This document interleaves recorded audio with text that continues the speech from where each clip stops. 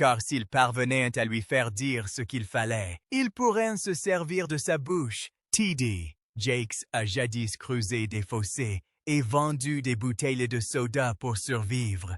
Il prêchait à la lueur des bougies lorsque son église n'avait pas les moyens de payer la facture d'électricité. Il a bâti une méga-église de 17 740 mètres carrés à partir de rien. Puis, en 2024, tout s'est effondré. Une action en justice fédérale l'a lié à l'un des plus grands scandales de l'histoire du divertissement. Des accusations remontant à plusieurs décennies ont refait surface. Sa santé a failli lui coûter la vie en direct à la télévision, et Internet a tranché sur sa culpabilité avant même qu'un tribunal ne se prononce.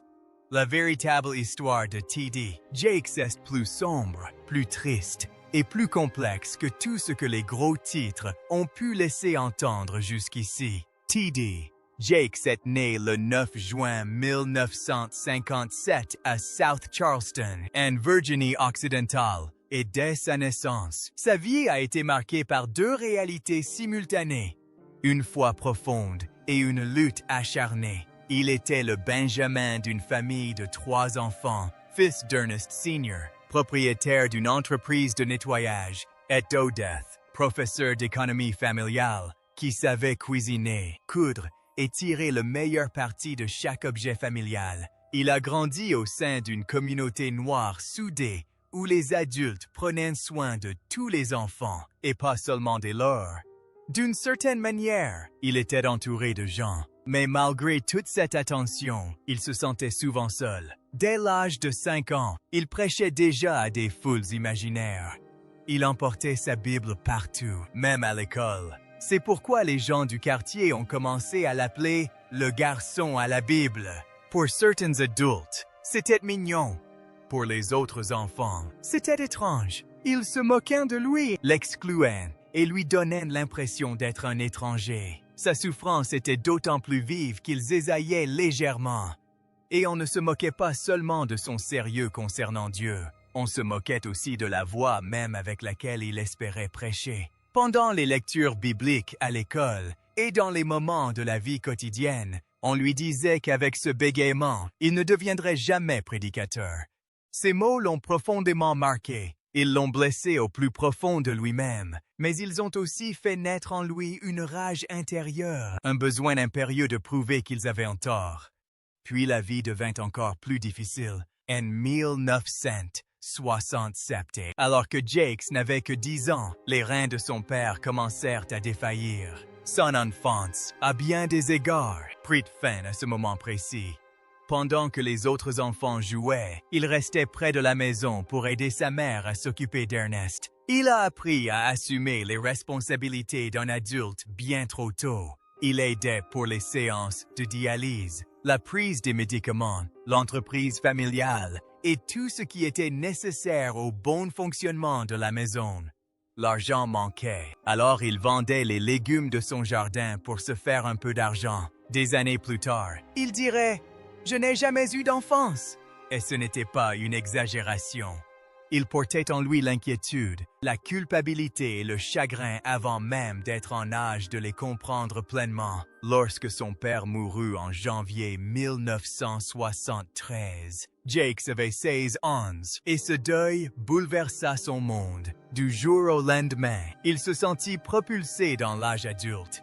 Il n'avait pas le temps de s'attarder sur la douleur, car la famille avait encore besoin d'aide, et la pauvreté ne s'arrêtait pas avec le deuil. Il devait penser à survivre, à travailler, à l'avenir. Pourtant, au milieu de toute cette pression, l'appel qu'il ressentait depuis son enfance était toujours présent. On lui avait répété pendant des années que sa voix ne le mènerait jamais au ministère, mais il n'avait pas baissé les bras. Le 29 mai 1976, exactement 3 ans après cette période de deuil qui avait bouleversé sa vie, il prononça son premier sermon. Et lorsqu'il le fit, il prêcha avec cette même voix dont on s'était servi pour le couvrir de honte. En 1979, à 22 ans, il fut ordonné prêtre. Ce qui avait paru être une faiblesse était devenu une force. Cette même passion l'a conduit au ministère. Mais son ministère n'a pas commencé dans le confort, ni sous les applaudissements. Il a commencé presque sans rien. Vers 1980, alors qu'il vivait encore en Virginie occidentale, il fonda ce qui allait devenir l'Église Temple de la foi, plus tard connue sous le nom du Greater Emmanuel Temple of Faith. L'Église débuta dans un local commercial délabré de Montgomery, avec seulement 10 membres. Il n'y avait ni salaire, ni économies, ni plan de secours, ni filet de sécurité pour lui, ni pour la famille qu'il commençait à fonder. L'endroit ressemblait à peine à une église. Pourtant, il continuait de prêcher, même quand la salle paraissait trop vide et l'avenir trop incertain. Ces années furent terribles. Pour se nourrir, Jakes travaillait à l'extérieur de l'église, acceptant des travaux pénibles, tout en essayant de s'occuper d'une petite congrégation. Il creusait des tranchées et posait des tuyaux en PVC pour le gaz, souvent avec son frère, gagnant environ $5 par chantier, juste de quoi nourrir sa famille. Il travaillait sur des chantiers difficiles, notamment chez Union Carbide, les mains dans la terre et le corps épuisé, mais son cœur restait tourné vers la chair. Lorsque l'usine ferma ses portes en 1982, même ce revenu disparut. La pauvreté l'envahit encore davantage. Il fit des petits boulots, ramasse et vendit des bouteilles de soda pour quelques centimes et continua ainsi, car il n'avait jamais envisagé de quitter son ministère. À l'intérieur de l'Église, la situation n'était guère plus facile. Les factures restaient impayées. Parfois, il n'y avait ni électricité, ni chauffage, ni aucun confort. Dans le froid glacial du début des années 1980, les gens se rassemblaient émitouflés dans leurs manteaux tandis qu'ils prêchaient à la lueur des bougies et des lampes de poche. La pièce était sombre, l'air était vif, et pourtant ces offices étaient empreintes d'une force particulière. Plus tard, Jakes décrira cette période comme la vallée avant la montagne. C'est là que ses sermons devinrent bruts et authentiques. Il ne parlait pas de théorie. Il parlait avec la douleur, la faim, la peur et la foi, tout à la fois. C'est pourquoi les gens l'écoutaient. Parallèlement, il fondait une famille. Il épousa Sarita Ann Jameson le 29 mai 1982, après une relation à distance d'environ 110 km. Leurs premières années ensemble furent empreintes d'amour, mais aussi de peur. Il y eut des jours où l'argent manquait pour les besoins essentiels. Il y eut des angoisses liées au loyer, des repas sautés et le stress d'élever des enfants tout en essayant de poursuivre une vocation qui ne leur permettait pas encore de subvenir à leurs besoins. Sarita resta à ses côtés tout au long de cette épreuve. Forte de sa propre expérience en art dramatique, elle le soutint dans ses études, tandis que Jakes continuait à étudier le soir, souvent dans des conditions précaires, préparant ses diplômes par correspondance. Il obtint une licence en études bibliques en 1985, une maîtrise en 1990 et un doctorat en ministère pastoral en 1995. Il creusait des fossés, était pasteur, élevait des enfants et étudiait en même temps. Une telle pression aurait pu briser une famille. Au lieu de cela, elle l'a rendue plus forte. Peu à peu, l'Église a commencé à grandir. Ce qui avait débuté avec 10 personnes ne s'est pas limité à cela. À la fin des années 1980, une centaine de personnes fréquentaient l'Église, certaines venant même des villes voisines pour l'écouter prêcher. Ces messages étaient différents car ils étaient nés d'une souffrance vécue. Il pleurait en prêchant. Sa voix portait à la fois la douleur, la guérison, l'urgence et l'espoir. En 1990, après le déménagement de l'église à South Charleston, la congrégation comptait environ 300 membres. Puis, en 1993, après un nouveau déménagement de l'autre côté de la rue, elle dépassa les 0 fidèles en l'espace de 2 ans environ. Les nouveaux paroissiens étaient d'ailleurs issus de milieux très divers. L'Église devint multiraciale, chose rare dans la région. La nouvelle se répandit, non pas grâce à la célébrité au début, mais parce que les gens sentaient que ses paroles étaient authentiques. Puis vint le message qui changea tout. En 1993, Jakes prononça un sermon intitulé « Femme, tu es libérée ». Ce moment eut des répercussions bien plus importantes qu'un simple office religieux. Il aborda de front la souffrance, les traumatismes, les violences et l'asservissement spirituel des femmes, d'une manière que peu d'églises avaient osé évoquer. Le message a fait mouche. Des femmes ont pleuré, crié, se sont effondrées et se sont senties enfin comprises. Bientôt, l'enregistrement a circulé de main en main sur des cassettes audio. Il s'est répandu dans les églises, les groupes de prière, les foyers et les cercles de femmes qui portaient un fardeau de souffrance en silence depuis des années. À la fin des années 1990, le sermon avait touché des dizaines de milliers de personnes et le message est devenu un livre à succès, vendu à plus de 500 exemplaires dès ses premières années. Du jour au lendemain, Jakes n'était plus seulement un pasteur de Virginie occidentale à la voix influente. Il était devenu une figure nationale. Cette ascension fulgurante n'était pas le fruit du hasard. Jakes avait compris que si un message pouvait apaiser les âmes dans un lieu de recueillement, il pouvait aussi se diffuser à travers les livres, les enregistrements, les films et la télévision. C'est ainsi qu'en 1995, il fonda TDJ Enterprises. Il ne s'agissait pas d'un simple projet parallèle. C'est cette structure qui a transformé son ministère en une force médiatique. Ses livres se sont retrouvés en librairie. Ses sermons sont devenus des CD et des DVD. Par la suite, des films liés à Woman Thou Art Loosed et d'autres projets ont touché un public encore plus large. Au fil des ans, on a estimé que la société avait généré des centaines de millions de dollars de revenus. Jakes fut l'un des premiers pasteurs à considérer la prédication non seulement comme un ministère, mais aussi comme un contenu dont la portée dépassait largement le cadre du culte du dimanche matin. Presque simultanément, son visage et sa voix commencèrent à se faire connaître dans tout le pays grâce aux médias audiovisuels. De fin 1995 à 1996, il anima Get Ready, une émission de radio et de télévision diffusée à l'échelle nationale, mêlant enseignement, interviews et temps de louange. Cela lui offrit une plus grande visibilité au moment même où le message de « Woman Thou Art Loosed » continuait de se répandre rapidement.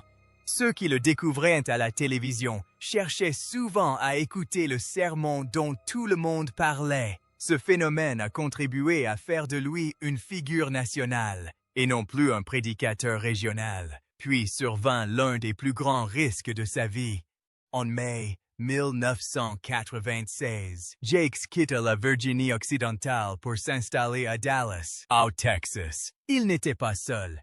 Il emmena avec lui Sarita, leurs 5 enfants et une cinquantaine de familles fidèles de son église, soit plus de 200 personnes au total. Il quittait un lieu en plein essor pour s'installer dans une ville où il n'avait pratiquement aucun lien. Il avait acheté une église délabrée qui avait appartenu au télévangéliste Jovo Grant, condamné la même année pour fraude fiscale. Le bâtiment aurait coûté environ 3 millions de dollars et Jakes le rebaptisa Potter's House. Elle était implantée sur un terrain de 14 hectares au sommet d'une colline près de l'Université baptiste de Dallas, à Oak Cliff. C'était un pari audacieux, voire surprenant, car rien ne garantissait son succès. Pourtant, il fut presque immédiatement couronné de succès.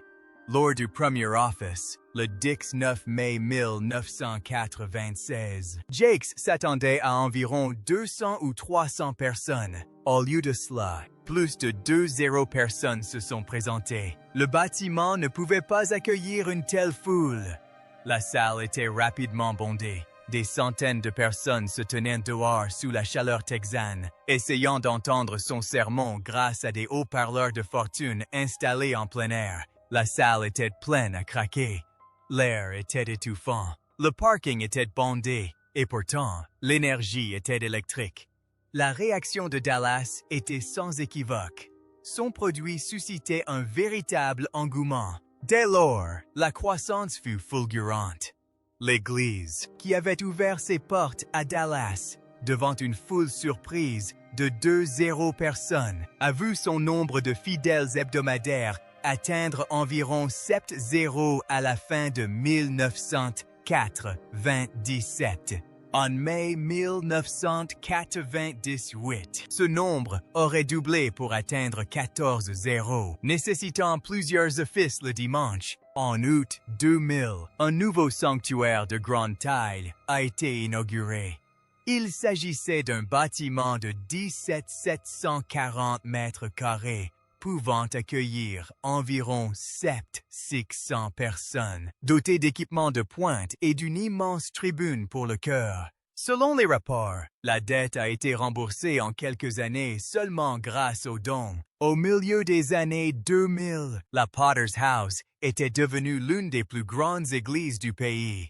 Et ce n'était pas seulement une église au sens strict. Jakes en avait fait un véritable campus, rayonnant auprès d'un large public. Outre les offices religieux, l'association proposait des programmes de logement, des actions de sensibilisation en prison, des dépistages et un soutien aux personnes atteintes du VIH/SIDA, des initiatives éducatives pour les enfants en difficulté, des programmes de préparation au GED et d'insertion professionnelle, ainsi que d'autres services qui ont touché des milliers de vies chaque année. Une équipe nombreuse soutenait non seulement le ministère, mais aussi la production télévisuelle et médiatique. Ce qui avait commencé dans une petite église en difficulté de Virginie-Occidentale était devenu une importante machine religieuse, sociale et économique à Dallas. En 1998, l'émission télévisée Potter's Touch a commencé à être diffusée sur des chaînes comme TBN et BET, permettant à Jakes de toucher des millions de téléspectateurs supplémentaires. À son apogée, au début des années 2000, l'émission aurait touché environ 3 millions de téléspectateurs par semaine dans des dizaines de pays. Ses conférences pour les femmes remplissaient d'immenses salles. Les événements liés à Woman Thou Art Loosed attirant des dizaines de milliers de personnes, notamment dans des lieux comme le Georgia Dome. En septembre 2001, le magazine Time les MIT en couverture et se demandait s'il pourrait être le prochain Billy Graham. Cette question à elle seule témoignait du chemin parcouru. Le petit garçon que l'on surnommait Bible Boy était devenu l'un des prédicateurs les plus en vue d'Amérique. Et pourtant, plus il prenait de l'importance, plus les questions se multipliaient. Son ascension fulgurante de la pauvreté au pouvoir était déjà suffisamment spectaculaire. Parti de petits boulots et de fermetures d'églises en Virginie-Occidentale, il avait bâti une fortune estimée à environ 50 millions de dollars en 2026. Ses livres se sont vendus à des millions d'exemplaires. Son entreprise a généré d'énormes revenus au fil du temps. Ses honoraires de conférencier ont attiré l'attention. Des articles parus à différentes années décrivaient de somptueuses demeures, notamment une villa en bord de lac à Dallas, puis un vaste domaine de Fort Worth s'étendant sur plusieurs propriétés. Des récits circulaient également concernant des voitures de luxe, dont une Rolls-Royce Phantom et d'autres véhicules onéreux. Pour ses partisans, tout cela semblait être le fruit de décennies de travail, de succès médiatique et de croissance de son ministère. Pour ses détracteurs, la réalité était tout autre. Ses critiques se sont amplifiées, car Jakes était souvent associé à la théologie de la prospérité. L'idée que le don, la foi et l'obéissance peuvent mener à la prospérité matérielle. Certains affirmaient que ce message inspirait et donnait de l'espoir. D'autres soutenaient qu'il brouillait la frontière entre le guide spirituel et les attentes financières. Ils se sont interrogés sur la possibilité pour un prédicateur d'appeler au sacrifice, tout en menant une vie de richesse ostentatoire. Ils ont soulevé des questions de transparence, notamment parce que les églises ne publient pas leurs déclarations fiscales, comme le font de nombreuses organisations à but non lucratif. Ils ont questionné le lien entre les dons à l'Église, les revenus des médias, les recettes des conférences et le train de vie personnel. T.D. Jakes ne se contentait pas de prêcher. Il a bâti quelque chose qui n'a cessé de croître, et l'un des principaux moyens d'y parvenir a été ses livres. Au fil des ans, il a écrit plus de 40 livres, dont beaucoup n'ont pas seulement bien marché, mais ont connu un succès fulgurant. Des titres comme Instinct, Destiny et Let It Go sont devenus des best-sellers du New York Times, touchant des millions de lecteurs à travers le monde. Mais le véritable tournant s'est produit bien plus tôt. En 1993, il sort Woman, Thou Art Loosed, un album qui connaît un succès fulgurant et inattendu. En 2004, il s'était vendu à près de 15 millions d'exemplaires dans le monde, générant environ 75 millions de dollars de recettes et donnant naissance à un véritable mouvement. Le message ne s'efface pas par papier. L'événement a pris de l'ampleur avec des conférences annuelles gigantesques qui remplissaient des salles combles. Puis, en 2014, il a publié Instinct, un ouvrage sur le pouvoir de libérer son instinct inné qui s'est hissé en tête des ventes du New York Times dès sa première semaine. Environ 260 exemplaires ont été imprimés immédiatement et du jour au lendemain, il était partout. L'émission Oprah's Life Class, les émissions du Dr. Phil et du Dr. Oz, les couvertures de magazines comme Ebony et Essence. À ce moment-là, ces livres s'étaient vendus à plus de 12 millions d'exemplaires, et ce qui avait commencé par des sermons s'était discrètement transformé en un empire de 100 millions de dollars en 2015. Et ce succès ne s'est pas limité aux livres. Le roman a été adapté au cinéma. En 2004, Woman, Thou Art Loosed est devenu un film. Sorti en salle le 1er octobre, il a été projeté dans plus de 400 cinémas et a engrangé plus de 2 millions de dollars dès son premier week-end d'exploitation. À la fin de son exploitation, le film avait rapporté près de 6 millions de dollars. Cela peut paraître peu aujourd'hui, mais à l'époque, les films à thématique religieuse dépassaient rarement les 5 millions de dollars, ce qui constituait un véritable choc pour l'industrie. Et il ne s'est pas arrêté là. En 2011, le film Jumping the Broom, doté d'un budget de 7 millions de dollars, a rapporté environ 38 millions de dollars dans le monde. D'autres films ont suivi, comme Not Easily Broken et Sparkle. Dès 2012, les projets liés à Jake avaient généré près de 127 millions de dollars de recettes au box-office. Un prédicateur avait conquis Hollywood et s'y était imposé. Parallèlement, il bâtissait un projet d'une ampleur encore plus grande dans la réalité. Lancé en 2004, MegaFest est devenu l'un des plus importants événements religieux du pays. En 2005, Atlanta a accueilli environ 100 personnes sur 4 jours. Il ne s'agissait pas seulement d'un office religieux, mais d'un mélange de louanges, de musique, de discours et de spectacles d'envergure.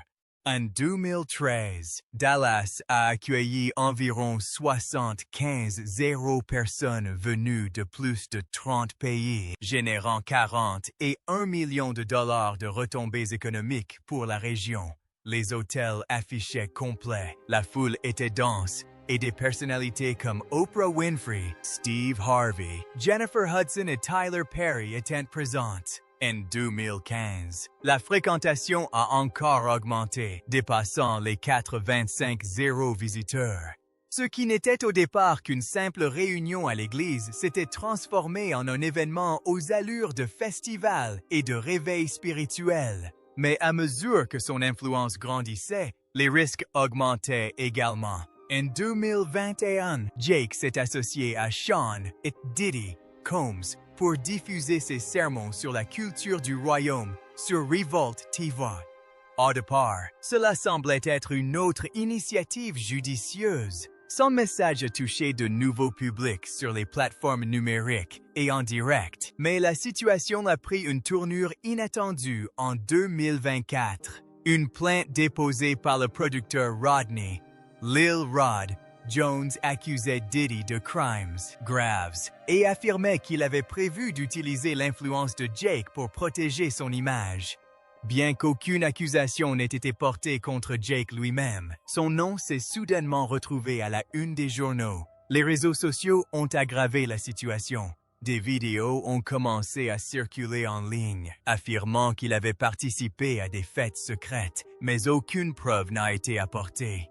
Les dégâts se sont propagés rapidement. Des millions de personnes ont regardé, partagé et cru. Plus tard, Jake a révélé que plus de 44 comptes automatisés avaient inondé Internet de fausses informations à son sujet. Les attaques étaient si violentes qu'elles ont affecté sa famille et même sa santé. Il a riposté par voie légale, tentant d'identifier les sources de ces vidéos. Mais à ce moment-là, l'affaire avait déjà pris une ampleur inattendue. Pourtant, ce n'était pas la première fois que sa vie était marquée par la controverse. Des années auparavant, ses convictions lui avaient déjà valu de vives critiques. Son appartenance au courant pentecôtiste de l'unicité avait conduit de nombreux responsables évangéliques à remettre en question sa conception de la Trinité. Certains ont même remis en question son appartenance au christianisme traditionnel. Il a par la suite clarifié sa position, mais cela n'a fait qu'attiser les tensions, les critiques des deux camps réagissant vivement. Parallèlement, ses sermons sur l'homosexualité ont suscité une nouvelle vague de réactions négatives. Il s'y est fermement opposé, le jugeant erroné au regard des Écritures,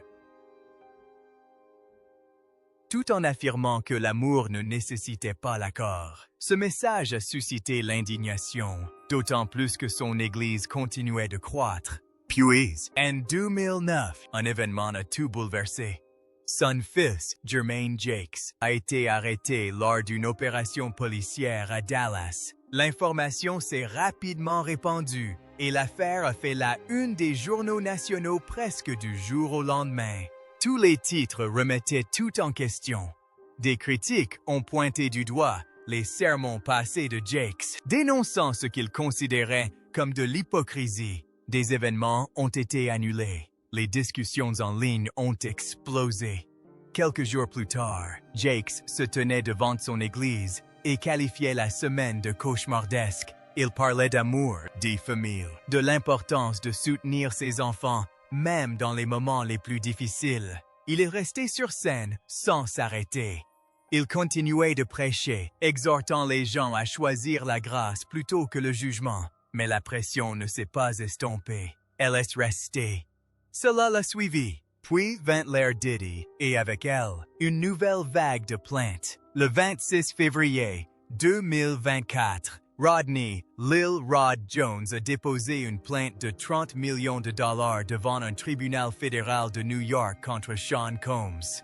Dans cette plainte, Jones affirmait que Diddy avait évoqué, dans des enregistrements audio, son recours à sa relation privilégiée avec l'évêque T.D. Jakes pour atténuer l'impact de la plainte pour agression sexuelle déposée par Cassie Ventura le 16 novembre 2023. Cette allégation s'est rapidement propagée en ligne car elle associait Jakes à un scandale qui faisait déjà la une des journaux. Elle a également incité le public à se pencher à nouveau sur le partenariat de 2021 avec Revolt TV, dans le cadre duquel les sermons de Jakes sur la culture du royaume étaient diffusés chaque semaine sur la chaîne de Diddy.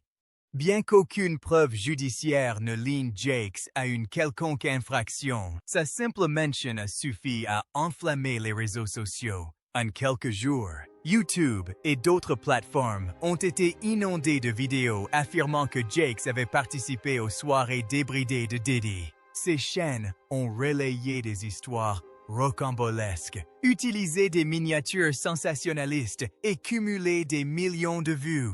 La plupart des allégations provenaient de comptes non vérifiés, mais cela ne les a pas freinés. L'algorithme privilégiait l'effet de surprise. D'anciennes relations ont également été remises sur le devant de la scène. Diddy avait autrefois demandé à Jakes d'officier aux funérailles de Kim Porter en 2018 et cette association a soudainement été présentée sous un jour des plus défavorables. La rumeur s'est propagée plus vite que les faits et pour de nombreux téléspectateurs, l'accusation à elle seule est devenue l'élément central de l'histoire. Jakes a déclaré par la suite que l'attaque n'était pas le fruit de simples ragots. Lancé contre lui juste après le dépôt de la plainte en 2024. Il a affirmé que 98% du contenu en ligne inondant des plateformes comme TikTok était généré par l'IA et conçu pour l'associer au scandale de Diddy. Selon Jakes, ce déferlement de messages a causé une immense souffrance à sa famille et a accentué la pression durant une période qui allait plus tard être marquée par une grave défaillance de son état de santé. Il a démenti les rumeurs et affirmé que le FBI n'avait rien trouvé qui le relie à ces allégations sordides. Mais à ce moment-là, des millions de personnes avaient déjà visionné les vidéos. Il a donc porté l'affaire devant les tribunaux. Le 19 décembre 2024, son avocat, Dustin Push, a déposé une plainte auprès du tribunal fédéral de Californie du Nord afin d'obliger Google à identifier 4 comptes YouTube basés au Pakistan, en Afrique du Sud, aux Philippines et au Kenya. Ces chaînes avaient publié des vidéos diffamatoires l'associant à Diddy et, selon la plainte, utilisaient de fausses miniatures, des techniques de spam et de fausses allégations à caractère sexuel pour générer des vues. Des demandes de retrait avaient été formulées pendant près d'1 an sans grand succès. À peu près au même moment, Jakes a également porté plainte contre l'ancien pasteur Dwayne Youngblood en Pennsylvanie concernant d'autres accusations diffusées dans l'émission Larry Reid Live, fin 2024. À ce moment-là, le problème dépassait le cadre d'une simple rumeur. Il s'agissait de la rapidité avec laquelle les mensonges pouvaient se propager et de la difficulté croissante à les démentir. Bien que Jakes n'ait jamais été mis en cause dans les affaires fédérales de Diddy et que Sean Combs ait été condamné ultérieurement pour trafic sexuel le 5 mai 2025, l'affaire n'a pas été effacée de la mémoire collective. Le 25 juin 2025, Jakes a abordé un aspect de l'affaire et a admis s'être brièvement rendu à une fête d'anniversaire de Diddy vers 14 heures, accompagné de membres du personnel pendant une trentaine de minutes. Il a toutefois nié toute implication dans des activités criminelles ou sexuelles. Auparavant, le 15 août 2024, un porte-parole avait déjà qualifié ces allégations de fausses et sans fondement. Pourtant, lorsqu'une rumeur se propage à des millions de personnes, la rectification n'atteint presque jamais la source du mensonge initial. C'est là que résidait la blessure la plus profonde. Même sans inculpation, beaucoup avaient déjà leur opinion. Comme si cela ne suffisait pas, une crise plus personnelle survint peu après, fin 2024. Jakes fut accusé d'agression sexuelle par 2 frères, Dwayne et Richard Youngblood, tous 2 pasteurs au passé trouble. Dwayne, un délinquant sexuel fiché et déjà condamné, affirme lors d'émissions de Larry Reid Live en octobre et novembre 2024 que Jakes avait tenté de l'embrasser alors qu'il était adolescent, au milieu des années 1980. Il a également affirmé que Jakes l'avait ensuite appelé depuis sa baignoire et lui avait exposé un plan étrange impliquant l'exclusivité, le secret et un soutien financier à vie. Richard a ensuite ajouté son propre récit dans une déclaration sous serment datée de janvier 2025. Il a affirmé que lors d'un voyage organisé par son Église entre 1986 et 1990, 88. Jakes s'était glissé dans son lit d'hôtel, avait pressé son érection contre lui et avait tenté de l'embrasser après des conversations précédentes qui l'avaient déjà mis mal à l'aise. L'équipe de Jakes a qualifié toute l'affaire de tentative d'extorsion et a mis en avant une lettre de demande de 6 millions de dollars datée du 15 novembre 2024. Puis, au beau milieu de cette tempête, il s'est effondré. Le 24 novembre 2024, lors d'un office religieux dominical chez les Potter, Jakes a prêché pendant 90 minutes avant de s'écrouler soudainement sur sa chaise en pleine prière. La scène a été filmée. On le voit trembler, laisser tomber le micro et s'essuyer le visage tandis que les membres du personnel se précipitent sur scène. Pour les spectateurs, la scène était terrifiante. Son équipe a d'abord affirmé qu'il ne s'agissait pas d'un AVC, mais des examens médicaux étaient toujours en cours. Plus tard, Jakes a déclaré avoir frôlé la mort. Le lendemain même, une plainte en diffamation a été déposée contre Dwayne Youngblood, arguant que les accusations avaient eu un impact émotionnel et physique considérable. Le 26 mars 2025, lors d'une interview exclusive avec Craig Melvin dans l'émission Today, Jakes a révélé ce qui s'était réellement passé ce jour-là. Il avait été victime d'un infarctus massif provoqué par un caillot obstruant la circulation sanguine vers le côté droit de son cœur. Il a expliqué qu'il se sentait bien pendant son sermon grâce à l'adrénaline et qu'il n'avait réalisé la gravité de la situation qu'une fois dans l'ambulance. Les médecins lui ont annoncé que 5 minutes plus tard, il serait décédé à son arrivée. Le plus glaçant était qu'il n'avait ressenti aucun des signes avant-coureurs habituels. Aucune douleur thoracique intense, aucun engourdissement, aucun signe évident que la mort était si proche. Il a décrit plus tard cette expérience comme un étrange privilège, tout en admettant combien il avait été difficile de revoir la vidéo de son malaise. Son équipe juridique n'a cessé d'établir un lien entre sa crise de santé et le stress engendré par les accusations portées contre Youngblood.